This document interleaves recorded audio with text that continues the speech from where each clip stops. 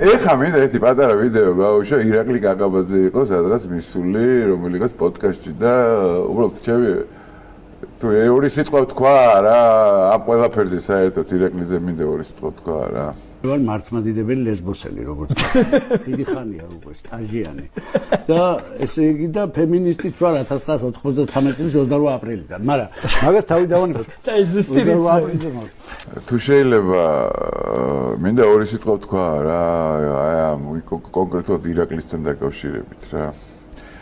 ირაკლი მე გავიცანი სადღაც ალბათ იყო 1999 წელი და ნუ ჯერ ერთი ირაკლის ამირეჯიბის ჩემი ძმაკაცის ჩუკის და ირაკლი ამირეჯიბის ესე ვთქვათ მამიდაშვილი იყო ხო ეგ და ნინია კაკაბაძე ნინია საერთოდ პატარა იყო მაშინ პირველად გავიცალი ირაკლი მე და ნუ ეხა ჭაბუას დიშვილი რო იყო და რაღაცა და იმ თავიდან რაღაც დადებითად განვეწყვეტ და ნუ ყოველთვის ესე რა მაინტერესებს იცი ირაკლი აი ეს ლაპარაკი ხა ჭაბუა რო ცოცხალი ყოფილიყო ამ სილაპარაკებდი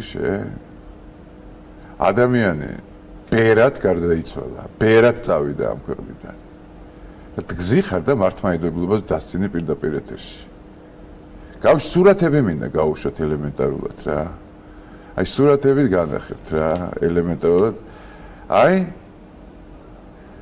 ირაკლი და თავის ვიზა. წარმოვიდგინე, ძირითადად ხალხი აი ირაკლი და მამირეჯიბი ირაკლი და ჭაბუა რა. და აი აქედან გამომდინარე თუ უყვარ ხარ და პატივს გცემს ხალხი, მხოლოდ ჭაბუას გამო. მხოლოდ. ამასაც ვერ აფასებ.